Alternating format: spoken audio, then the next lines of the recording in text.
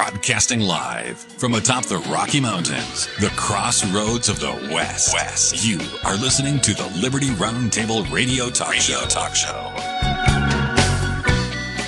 The folks over at Ferrari have lost their minds. It sounds like a coffee if you're at Starbucks. We've got the Communist Chinese. We're battling with those folks. You got Republican primary upsets that are shocking. If liberty means anything at all, it means, hey, we have the right to tell people what they don't want to hear. Lance Migliaccio with me, ladies and gentlemen, thebigmig.com.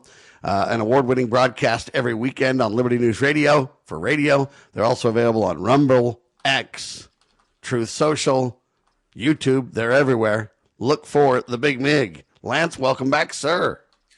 Hey, Sam, good morning, and thanks so very much for having me. Good morning to all the Liberty Roundtable listeners.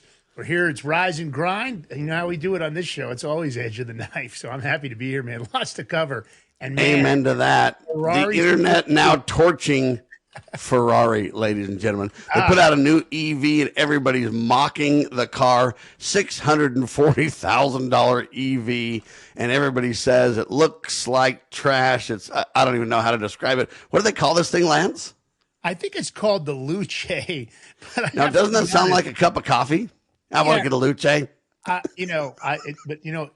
It's being compared to a lot of awful things, and I've got to tell you, of all the Ferraris I've ever seen, and they've had some tough ones, the Mondial was never a great car, and there was a couple others that weren't fantastic.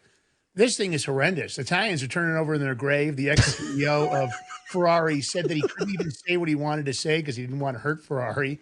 And let me tell you, the internet nowadays with AI is especially vicious. And I'm laughing because yesterday, every time I opened the computer looking for news or stories for all of our shows, there was another meme and another meme and another video and another AI meme. Just horrible. Well, and the problem with this is they're not really even competitive in the market per se. $640,000. Now, the Ferrari name means something, but not that much, right? You've got cars that are, a third of the cost that are probably better? More than even a third. I think they were comparing it to a quarter? One of the Tesla. I don't remember if it was the Plaid or the model, because they were raving about the 1,038 horsepower the car allegedly has. But the Tesla, the car they compared to, has 1,020 horsepower, and it actually had an extra 100 and some odd miles of range on the batteries. And that's not even including the Tesla's got a new battery technology coming out. And some guy from Apple, some ex-employee, I don't know why they picked him, somebody like that. He designed the interior, and listen, Sam, honestly, I'm ashamed to be Italian right now. The only thing I can do is go to the Ferrari factory in the dead of night and get some pliers and start pulling off the prancing horse, because it does not belong on there. They're throwing up some memes now. Here we go. I don't know how many they got, but yeah.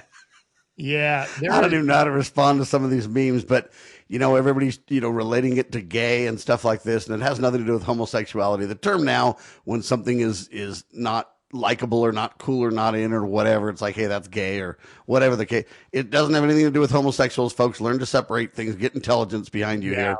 We're not mocking anybody. We're just simply saying, hey, it's a derogatory term relating to that's lame, and you can say, well, it shouldn't be, and I know you shouldn't say the N-word and all that kind of stuff, but I'm just telling you, we've gone too far in our society, Lance, is the point. Yeah, and look, he's got one of the memes. We're going to throw it up here in a minute. But, of course, guys with cars, they're like, that's one of the things. You take a cheap shot at somebody's cars, like, oh, that's totally gay. And it's not really gay, as you said, Sam, is a homosexual, but that's a term. I made a meme where I put the Ferrari ad, and I made it like My Little Pony. And then I made a Dylan Mulvaney meme where he's drinking a Bud Light, and I wrapped the new Ferrari in the LGBTQ flag. Again, it wasn't about really taking a shot. It's just that everybody seemed to think that the car was so awful that they were using the term gay, but not in a homosexual way. But, of course, it branches over. You know how memes are. Here's one right here. He's throwing it up now.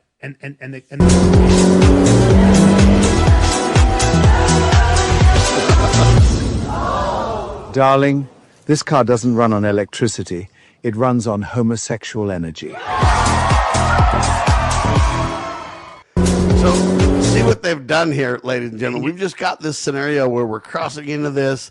The question becomes, how much of this has to do with homosexuality? at least in their minds, the homosexuals, how much of it has to do with just guys saying that's gay, that's no good, that's whatever, versus how much of this is used to create the hype that they want, Lance?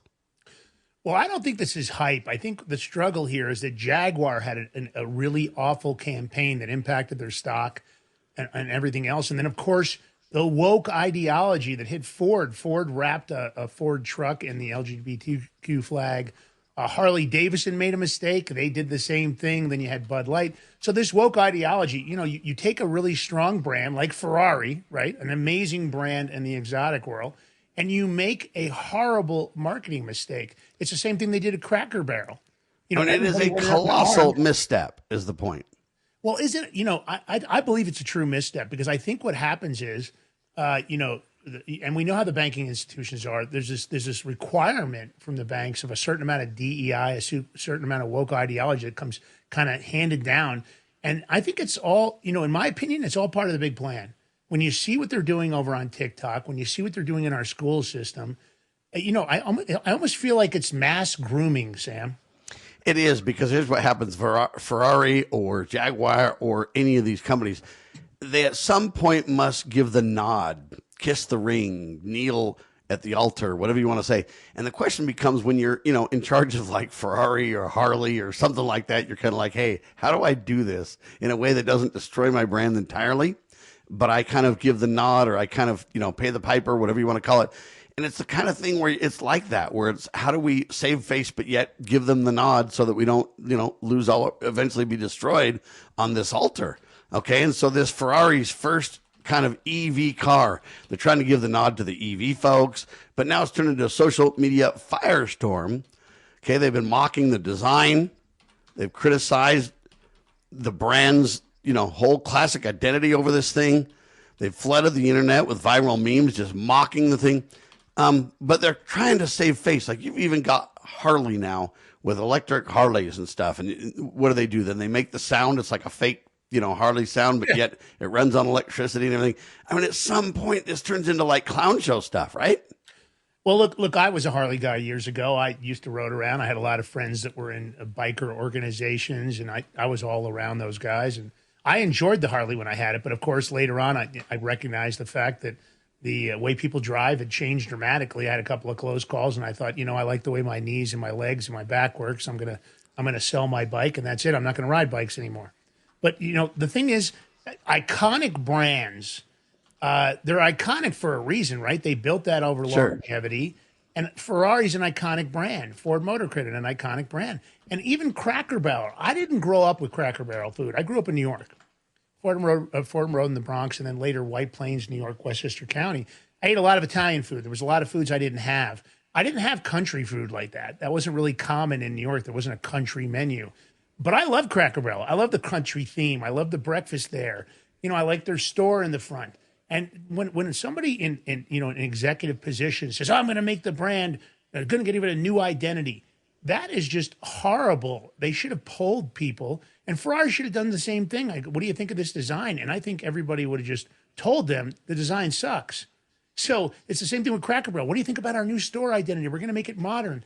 That's not what the food is. It was never a modern food. It was like somebody's grandmother made it, I mean, so. Yeah, it's like taking an old grandpa root beer recipe company and saying, hey, man, we're going to make a new latte root beer. It's like, what? I mean, imagine tomorrow that Coca-Cola decides they're going to change the recipe. And they've tried this, by the way.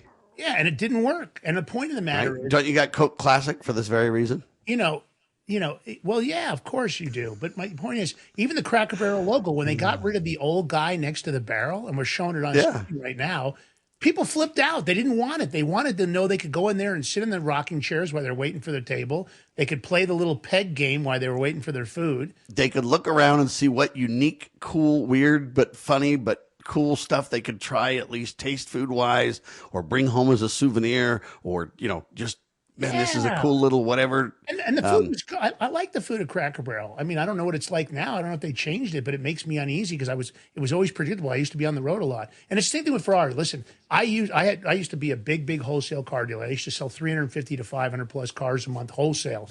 And we got into that when Enzo Ferrari died. We were doing a lot of exotics, Maseratis and Ferraris and Lamborghinis because, every week they were going up during that time period. But I mean, I was able to drive a lot of the iconic cars. I had some myself, and there's just something about a Ferrari that just reeks of Ferrari. And this car doesn't meet any of that. It's not even close. So what do you think is going to happen? Is this the ultimate stumble, or are they going to be able to recover? Look, I think the recovery is going to be tough. I think if they continue, I'm sure they have a lot of R&D in this car. But that's side by side with the Tesla. That's 118,000 versus 640,000. The Tesla just crushed it. I mean, because you got longer range, and when you're driving an EV, in my opinion, range is the top priority among everything. Range is the top priority. I'll get into a couple of other top priorities, ladies and gentlemen. We'll do it in a second. We're talking about EVs. He's Lance. I'm Sam. Check out thebigmig.com. They're everywhere. Spread the word. They also do cryptocurrency, the Power Hour. Check that out, too. Back in seconds.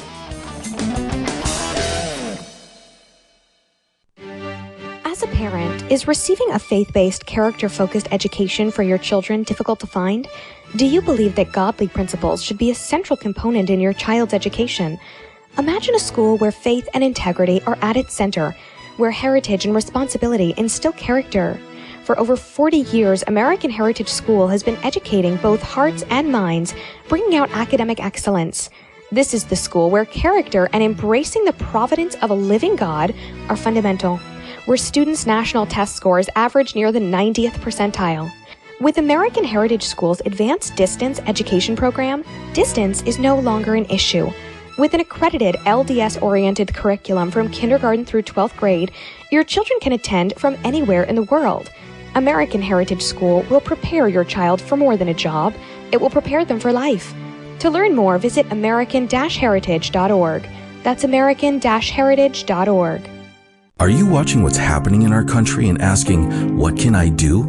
Join the John Birch Society in Salt Lake City, June 6th, for a powerful one-day conference. The day includes a host of respected speakers, 2 meals, and meaningful connections. You'll gain clarity on the issues and walk away with practical steps you can take to your community.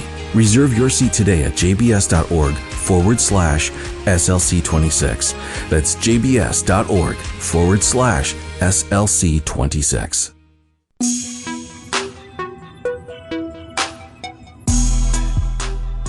All right, we're talking about the incredible firestorm on the internet. Ferrari taking a beating, ladies and gentlemen. And I hate to say it, but justly so. Not because I, want to debate how, technologically advanced it is. They may have some technology behind the scenes that they're not talking about that's really in the vehicle. So they may be able to recover and leapfrog if they've really got real tech behind it. Time will tell if they really do or not. And you mentioned that range is kind of the key, of the most important piece of an EV. And I think for success, it's range, it's horsepower, it's torque, it's speed, it's all that kind of stuff, Lance. But I want to talk about a couple of other things with EVs that concern me greatly. And I would not get an EV. And the reason that I wouldn't get an EV is because, man, look, if you don't count battery size or, quote, range, you got to think about charging speed, okay? It's one thing to say, I got awesome range, my battery lasts forever, but, dude, if I have to stop on the side of the road and wait a day to no doubt to charge this thing, it doesn't help me, man. I know I can drive 516 miles, and that's incredible. But, dude, what happens after that? I got to stay for a couple of days in a hotel? And even now, a lot of the charging stations, that they aren't available, as much as you'd like them to be. People are vandalizing them. They had a big problem in California where people were stealing the charging cord because it was copper, and the people that steal and hack copper out of houses and stuff were cutting off the charging cord. So you pull in the charging station, think you're all set, and then there's no way to charge the vehicle. But listen, there is some news on that. It looks like Elon Musk has identified a major new battery technology, and he just filed a patent on it.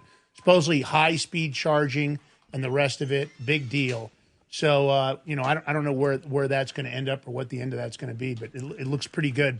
But again, I think hydrogen fuel cell is still the best option moving forward. And there is one last thing. I'm hearing from some doctor friends of mine that they have a thought, again, not enough studies yet, that sitting on top of those giant battery packs is causing colon cancer. Well, and that's another problem, is that we don't know the health realities for this, not only from a day-to-day being next to it, having it charged near you and this and that, and but the other issues, in addition to your health, relating to you being so near these electrical, whatever, battery banks, fields, all the different electrical realities.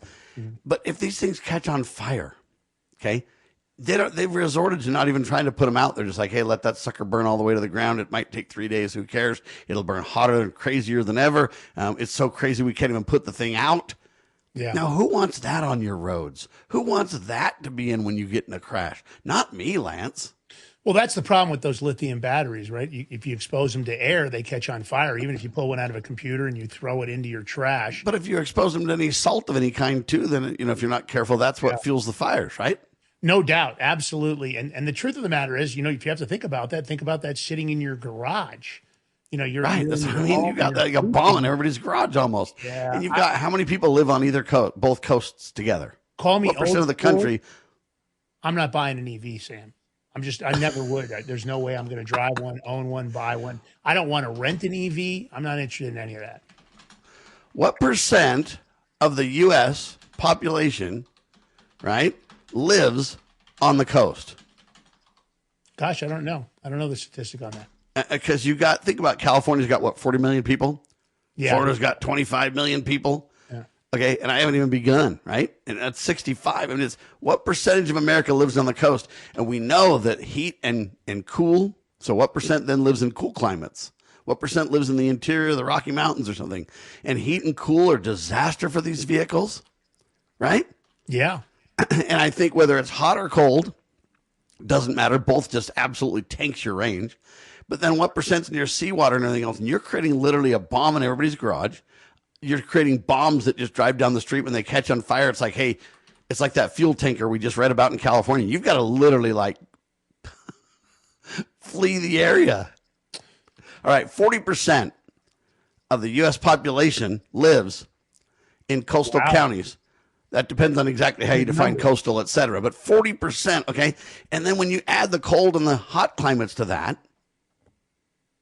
I mean, there's no range for these things. They're a fire disaster. Why would we ever even be pursuing this, Lance? I don't know, but even the repair bills that we've seen online where you go in, you've got some, and the problem with those cells, those battery cells, they're made up of thousands of little lithium ion batteries, just like you see CR 2032s, and they're in big packs of them. And the problem is they sell the battery packs in these major banks. People have been getting these bills where all of a sudden they've got a light coming on where the batteries are failing, and they're being told, "Oh, we have to replace the battery pack in your car, and that's going to be $36,000." It's not like you go in there and it's a couple grand. Now there are places that are taking the packs apart, replacing the bad batteries, but it is time.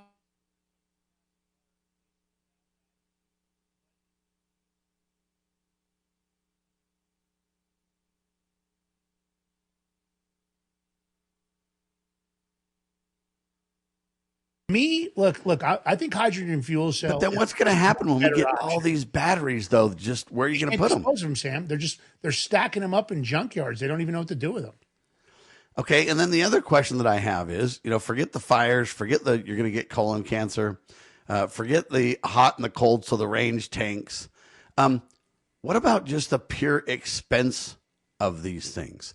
I mean, they say that these cars cost, what, 5 to 10 grand more than the average car?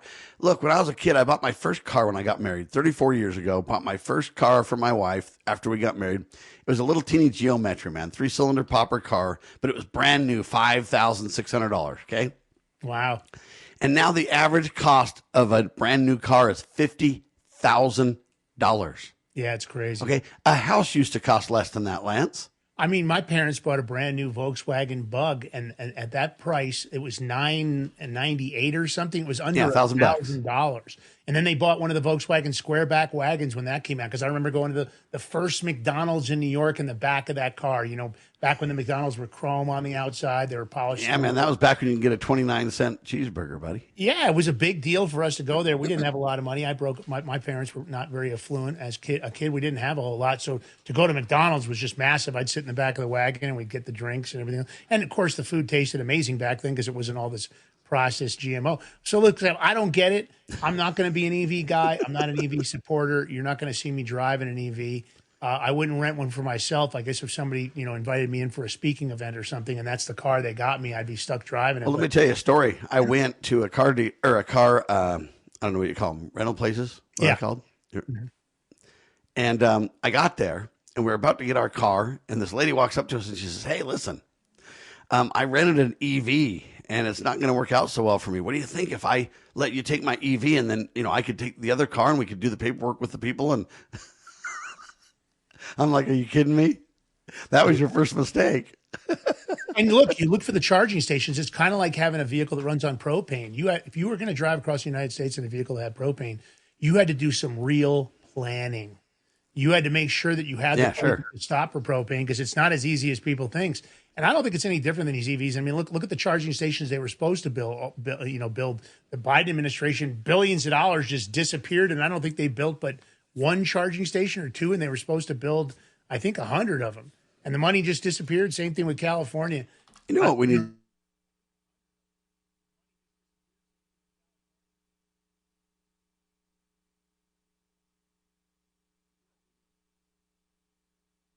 Tell me I can't, and then I'll probably still buy used and stick with gas. Well, and that's really the point. When you really do an environmental impact study, and this is where I really want to force the people in the news and everybody else to do, can you really show me that an EV is really better? You can say, well, hey, you got all these cars that have zero emissions or whatever they're supposed to have.